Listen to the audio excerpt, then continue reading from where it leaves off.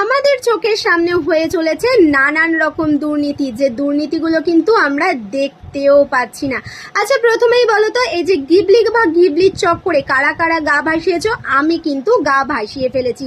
Trending এ চলছে বন্ধু, গা তো ভাসাতেই হবে। নমস্কার, আমি শম্পা চলে এসেছি নতুন একটা টপিক নিয়ে কথা বলতে।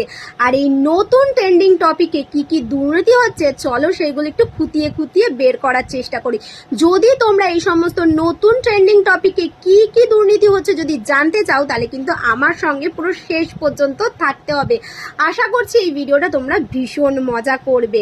তো যেটা আমি বলছিলাম, ট্রেন্ডিং এ গা ভাসানো, এই ট্রেন্ডিং এ যে আমি গা ভাসিয়েছি এই কৃতিত্ব কিন্তু আমার নয়। একদিনকে আমি হোয়াটসঅ্যাপ দেখছি, দেখতে দেখতে দেখি আমার মেজদির মেয়ে তিতা, সেও এই গিবলির চক্করে গা ভাসিয়ে ফেলেছে। দিলাম ওকে ফোন, বললাম যে আমার একটা ফটো নে, আর ফটো নিয়ে আমাকে গিবলি বানিয়ে দে। আমাকে বানিয়ে দিল, আমিও পোস্ট করে দিলাম। তো আমি কিন্তু গা ভাসিয়ে ফেলেছি। এখনো যারা যারা এই গিবলিতে গা ভাসাওনি তারা কিন্তু ভাসিয়ে ফেলো, নাহলে কিন্তু তোমাকে ছুঁড়ে ফেলে দেবে এখান থেকে। না না, ছুঁড়ে ফেলবে না, সেটা আমি মজা করছি। ঠিক আছে, এখন তো সবাই একদম কার্টুন চরিত্র হয়ে গেছে, কোনো অসুবিধা নেই, কিন্তু ভগবানকেও ছাড়ছে না।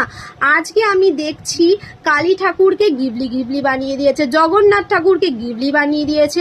এটা আবার কি? ঠাকুরকে নিয়ে কেন টানাটানি করছো বন্ধুরা? নিজেদেরকে বানাচ্ছ, বানাও না। এরকম পাপেরও এদের ভয় নেই? যে আগে ছোটবেলায় জানতাম যে ঠাকুর পাপ দেবে, বাবা এটা করবো না, ঠাকুর পাপ দেবে, বাবা এটা করবো না। এরা তো দেখছি ঠাকুরকেও কার্টুন চরিত্র বানিয়ে দিয়েছে। তাও ঠিক আছে, ঠাকুরকে নিয়ে তো কার্টুন চরিত্র হয়, ঠিক আছে, মানা যাচ্ছে, তাও এতটুকু। আচ্ছা, এতদিন যারা বলছিল আমি সিঙ্গেল, হঠাৎ করে এরা কার্টুন কাপেল ছবি কি করে পেয়ে যাচ্ছে? এরা তো সিঙ্গেল, এদের সঙ্গে তো কাউকে থাকার কথা না, হঠাৎ করে এরা কার্টুন করে কাপেল ছবি দিয়ে দিচ্ছে। এর পিছনে কে আছে? দাদা, ভাই, দিদি, বোন বলে নিজেদের বয়ফ্রেন্ড গার্লফ্রেন্ডের ছবি পোস্ট করে যাচ্ছে। আচ্ছা, তারা তো পোস্ট করছে, সেটা তো ঠিক আছে, তারা প্রেম করছে, ছবি পোস্ট করছে, কোনো ব্যাপার না, মা বাবা জানবে, পাড়ার প্রতিবেশীর লোক জানবে, ঠিক আছে। এই যে সমস্ত বউগুলো, বরগুলো, অন্যের বউ অন্যের বর এদের ছবি পোস্ট করছে, তাদেরই হবে বিশাল মজা। এই গিবলির পিছনে যদি আসল রহস্যটা তাদের বাড়ির লোক জানতে পারে, তাহলে তো একদম কেল্লা ফতে। এই যে কার্টুন চরিত্র করে গার্লফ্রেন্ড তার বয়ফ্রেন্ডের ছবি পোস্ট করছে, বয়ফ্রেন্ড তার গার্লফ্রেন্ডের ছবি পোস্ট করছে, এই যে এতগুলো আমি কথা বললাম, এই পুরো ব্যাপারটা কিন্তু আমার মাথায় আসেনি। আজকে একটা বন্ধুর সঙ্গে কথা বলছিলাম, সেই বন্ধুটা আমাকে জানালো আমি আমার গার্লফ্রেন্ডের ছবি পোস্ট করব।